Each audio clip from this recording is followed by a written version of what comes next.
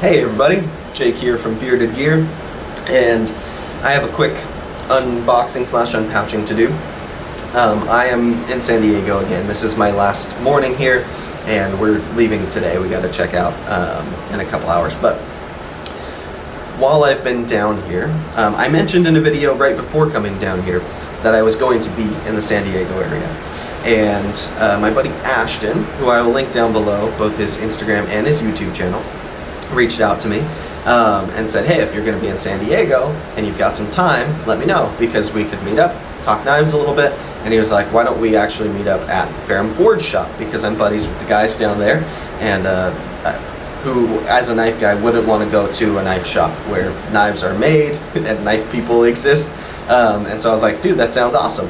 I've known that Ferrum Forge is down here for a long time, but I didn't know the guys down there personally, and so I didn't have any like idea in my head to reach out to them and be like, hey, I'm gonna come by your shop.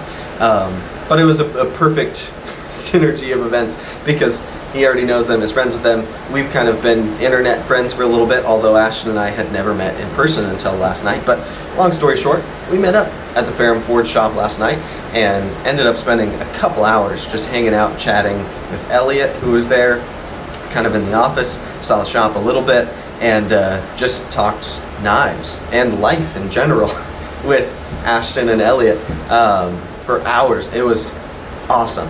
And as I was leaving, Elliot offered to give me a couple of things to review and show on the channel, and he didn't need to do that. He was just very generous and cool about it, and I didn't even ask. The experience was plenty enough for me. It was very fun to get to do that, but he insisted on giving me a couple little things to review and show on the channel. So very, very cool of him, and they're both things I was very excited to get as well. I think he probably picked these two things to give me because he had some on the table in the office and I kept playing with them.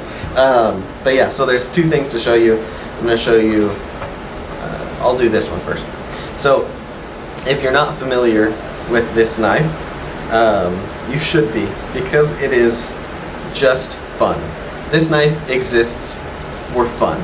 I showed it to my wife and daughter this morning because they were asleep when I got back last night, but showed it to them this morning, and they have never been as excited about a pocket knife as they were about this one, and rightfully so. It is the Micro Fortis, and as you can see, it is absolutely tiny.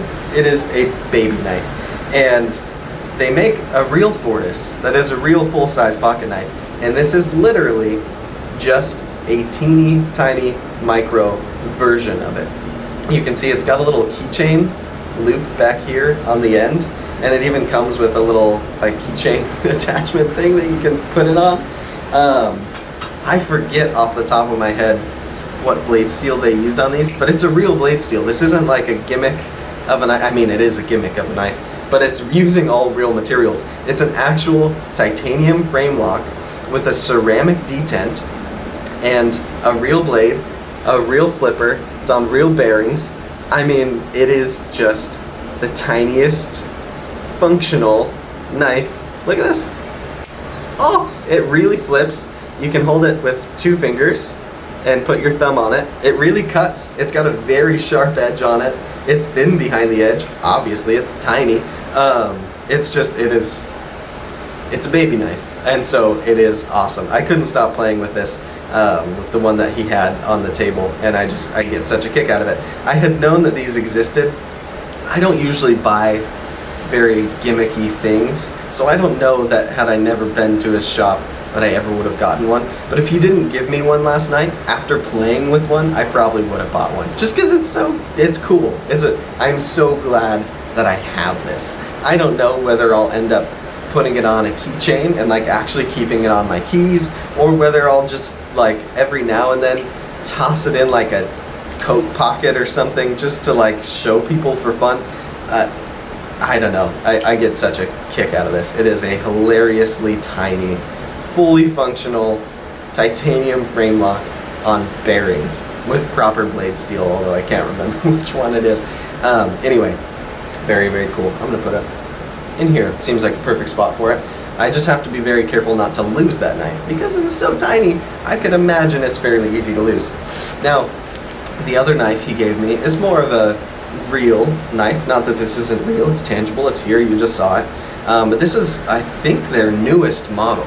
And I had seen these start to pop up just the other day. I was looking at these. I don't remember if it was on a retailer's site or on their Instagram or what.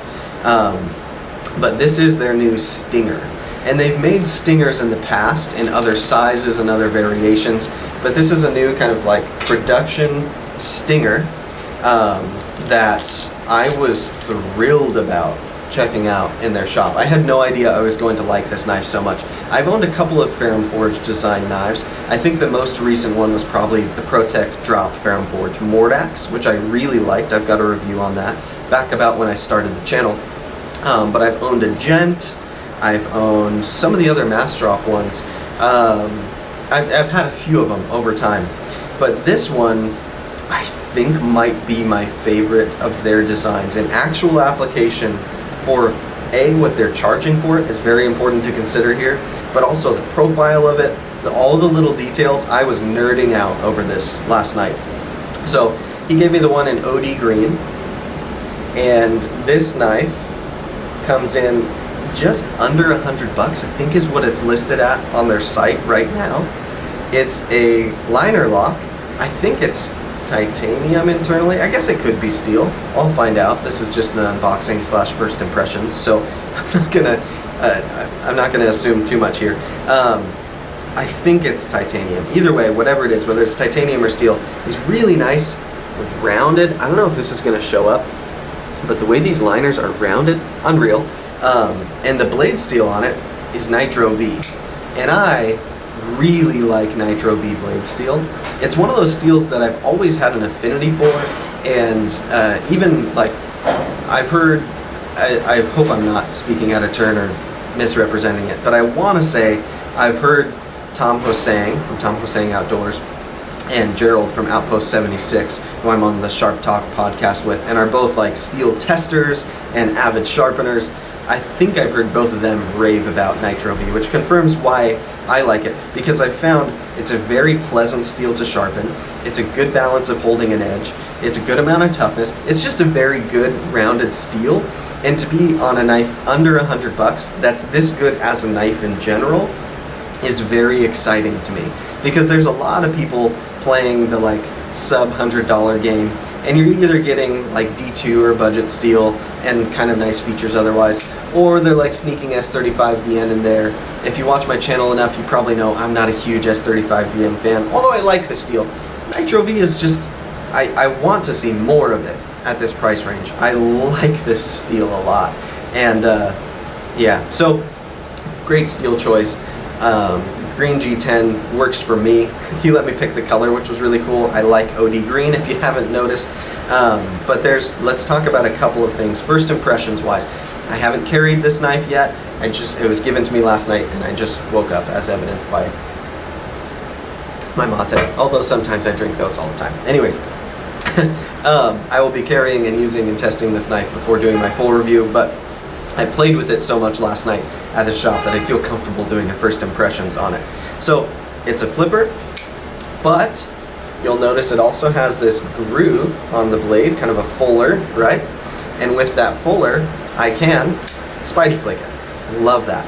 It's a nice thin blade stock, not like wispy thin, but it's an excellent thickness here. And because it's a nice tall, full flat grind, the thinness behind the edge on this sucker, my goodness, it is very, very good and thin behind the edge. I really appreciate it, especially down here where the blade kind of gets lowest. It's a good thin spot. It gets a little thicker if my finger calipers are right toward the tip, which is fine, but it's got a very precise, very pointy tip on it. I like that. We have a forward choil, which ergonomically helps out a lot and gives me great indexing and control over the blade for detail stuff. I do get a full 4 fingers even without using that choil, which I love. This is just such an appropriate size and profile for an EDC knife. The approach to making a sub $100 EDC, excellent configuration with Nitro V blade steel, a flipper, and middle finger deployment with that fuller. How thin it is, oh my goodness. It's a very thin profile while still being comfortable in hand, good ergos, very pleasant jimping up here, jimping that I actually kind of appreciate. I don't know, I might like it better all smooth. You know I'm not a big jimping guy if you watch me a lot, but this is so unaggressive as jimping. It just kind of gives me a point where I know where I am, and I like that. The internals of this knife, even though these liners are pretty thin, they're extensively milled out. There's a lot of material removed in there. I don't know if it'll really be possible to show you, but I'll try. It's very milled out internally. We've got a nice G10 back spacer that matches perfectly. The finishing on everything is this nice kind of blasted finish, which I like a lot aesthetically, and I feel like is going to be good to actually use. Now, another thing that I adore that they did here, I've been saying, if you've watched any of my ProTech videos recently, and it's happened to be a ProTech with a deep carry clip, you'll notice I always mention that their clip is like the best in the game right now. Because what they do is they mill the scale down to fit the bottom tab of the deep carry clip. Where it loops down, they've got a slot for it to sit into perfectly. And so that sits flush with the scale material. And then they use a flathead screw instead of like a rounded button type screw. And they counterbore, or they, what do they call it? I don't know, they make room, they drill the material of the clip itself down to fit the head of that screw into it, so that sits flush. So the whole surface is flush under the clip. There's no step up for the bottom of the clip, and there's no step up for the screw head. It's all flush. They've done that here. They did a deep carry clip that comes all the way to the butt of the knife, and they set everything down into the scale. I mean, it's just very, very good. So, time will tell how use and carry goes with this, but on the surface, I feel like this has the makings to become kind of the knife that I recommend. If it goes as well as I think it's going to, performance and carry wise, for under $100, this might be the new thing that I recommend to people. It's just, it seems excellent so far, it really does. And there might be, let me just say this. I spent a few hours at their shop yesterday talking to the guy who designed and created this knife, right? So you might have a hesitancy to believe me because I just spent all that time with the maker of this knife. And certainly there is something to be said to meeting the maker of a thing and liking the person, and then you see their work more positively because of that. Sure. That's bound to happen to a degree, but this was the first knife of his I picked up, and I started to notice all of these things before I liked Elliot. Not that I disliked Elliot. I had seen some of their YouTube videos, I was aware of them, I had respect for him already before going there physically, but before really getting into conversation with him, I was already noticing how good this knife is. And I've liked each of the Ferrum Forge designed knives that I've had or experienced in the past. I genuinely have. But this just seems really, really right to me. And the fact that they're coming in at the price point they are is, I think, what's most impressive to me. This knife doesn't feel super fancy. Like, on the surface, these materials, I can kind of see how they got to the $100 or just under at price point. Like, if they were charging $150 for this, I'd be like, oh, that seems a little steep, right?